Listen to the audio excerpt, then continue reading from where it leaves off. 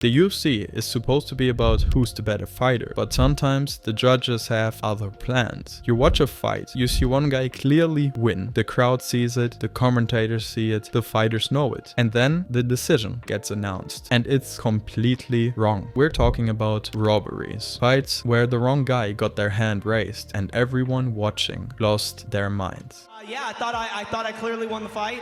George was a great guy. Hey, did you guys see the same fight I just fought? I'm pretty sure I won. So today, let's break down the worst robberies in UFC history, ending with the most infamous robbery of all time. Paddy Pimblett versus Jared Gordon, UFC 282. Let's start with a recent one. Paddy the Baddy Pimblett is fighting Jared Gordon. Paddy was the UFC's golden boy, loud, charismatic, and selling tickets. But who I want to fight? Mark Zuckerberg? Lad, I'm gonna punch your head in. I'm sick of you, lad. Know what I mean? Sick of you shutting my Instagram accounts down.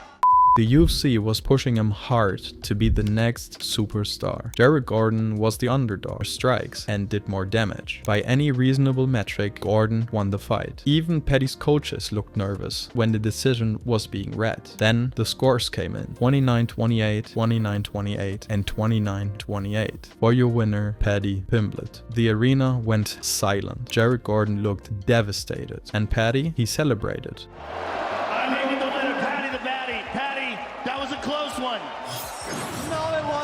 That wasn't close. Every media member scored it for Gordon. Every analyst and even casual fans watching at home knew Jared Gordon had won. But maybe the UFC had invested too much in Paddy. They needed him to keep winning, and somehow the judges delivered. Gordon's career stalled. Paddy kept getting pushed. He might even get the title shot against Hand Sanitizer Boy. Hand Sanitizer Boy! You. And everyone watching learned a valuable lesson. Don't bet against the company's golden boy. GSP versus Johny Hendricks, UFC 167. Georges St-Pierre defends his welterweight title against Johny Hendricks. For 5 rounds, Hendricks battered GSP. He landed the harder shots, controlled the pace, and hurt GSP multiple times. GSP's face was busted up, blood everywhere. Most people watching thought Hendricks won clearly. Rounds 1, 2, and 4 were all Hendricks, no debate. But when the decision was read, split decision for GSP.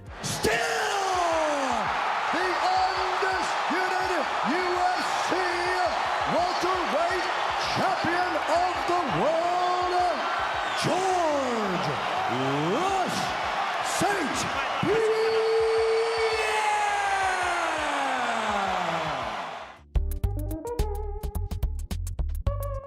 Hendricks looked heartbroken, and even GSP seemed uncomfortable in the post-fight interview. After the fight, GSP vacated his belt and took a 4-year hiatus. Sean O'Malley versus Petr Yan, UFC 280. Sean O'Malley versus Petr Yan is a title eliminator. Petr Yan was a former bantamweight champ. Sean O'Malley was this flashy prospect with an undefeated record.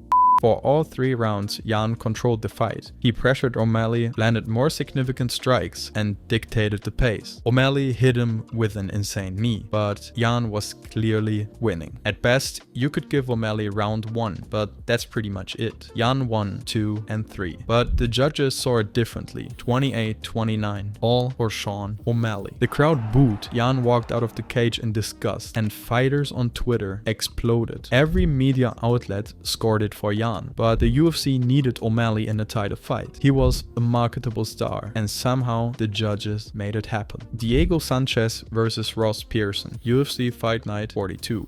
This might be one of the worst scorecards ever. Not just a robbery, it's a 30-27 robbery. Ross Pearson fought a clean technical fight. He outstruck Diego in every round. It was clear, it was obvious. I mean, just look at the statistics. Then the scores came in. 29-28 Pearson, 30-27 Sanchez, and 30-27 Sanchez. 2 judges gave Diego every single round in a fight where he was clearly losing. Even Diego looked surprised. One of the judges later even admitted they might have scored it wrong. No shit. Ross Pearson's career took a hit. Diego kept getting booked. Leonard Garcia versus Nam Fan. Tough finale 2010. Leonard Garcia was known for being wild, reckless and brawling. He'd swing for the fences, land a few shots and get lit up in return. But for some reason, judges loved him. At the UFC fighter finale in 2010, Garcia fought Nam Phan, and Phan dominated. He landed cleaner, more accurate strikes. He controlled the pace and he made Garcia look sloppy. Then the decision. 29-28, 30-27, 30-27. All for Leonard Garcia. The crowd booed so loud you couldn't even hear Bruce Buffer. Dana White was furious. Even Garcia's corner looked confused. This wasn't just a bad decision, it was a part of a pattern. Garcia had multiple controversial wins where the judges rewarded aggression over the actual striking. Gets you thinking with all the match-fixing drama going on right now. Eventually, the MMA community started calling it the Leonard Garcia effect, where judges score wild, ineffective brawling over technical, clean striking. Lyoto Machida versus Mauricio Shogun Rua, UFC 104. Lyoto Machida defending his lightweight title against Shogun Rua, and Rua was winning, punishing Machida's body and controlling the octagon. Most media members scored it 4-1 for Shogun. It wasn't a shutout, but it was clear. Then the judges' scorecards: 48-47, 48-47, 48-47. Unanimous decision for Lyoto Machida. Even Dana White said after the fight, "You agree with the final decision in the main event?" No, I thought Shogun won the fight. The backlash was so intense the UFC booked a rematch immediately. And in the rematch, Shogun knocked Machida out in the first round. Francis Ngannou versus Cyril Gane, UFC 270. Okay, this one's a little bit different. Francis Ngannou is defending his heavyweight belt against Cyril Gane. Ngannou, known for his knockout power, couldn't land the big shots, so he wrestled a lot. Gane landed the cleaner strikes on the feet, but Ngannou controlled him on the ground, even though he didn't do any damage. The judges gave it to Ngannou, 48-47 across the board. But many fans and analysts thought that Gane had won based on effective striking and octagon control. It wasn't really a clean robbery like the last ones, but it was close enough that people are still debating it. It sparked the good old debate of control versus damage. Gleison Tibau versus Khabib Nurmagomedov, UFC 148. This is also a controversial one. Khabib won on the scorecards, unanimous decision. But if you go back and actually watch the fight, it's way closer than people remember. I know you all think he's the GOAT and you probably don't even know who Gleison Tibau is. But Tibau stuffed almost all of Khabib's takedowns. He landed the cleanest strikes on the feet and he controlled the pace and the cage. And if the judges had scored it for Tibau, Khabib's entire legacy would have been different. Jon Jones versus Dominick Reyes, UFC 247. Now this is the moment you've all been waiting for. Jon Jones is defending his title against Dominick Reyes. And for 3 rounds, Reyes was winning. Clearly winning.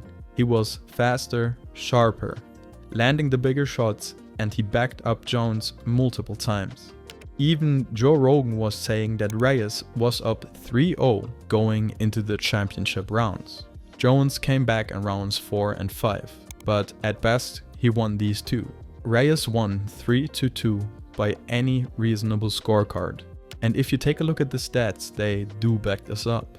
But then the judges' scores came in: 48-47, 48-47 and 49-46, all for your winner Jon Jones. The crowd erupted, boos started raining down, and fighters were not happy at all. Even Dana White looked shocked when they announced it. Reyes clearly won. Some people think it's because Jon is a star. Either way, this decision was criminal, no pun intended. After this fight, Jon vacated the belt and moved to heavyweight. Maybe he knew he'd lost and didn't want to risk a rematch. One bad decision changed Reyes' career forever. This is the robbery that made fans question everything. Because if the judges can do this in a championship fight, in the highest level on the biggest stage, what else do these people get wrong?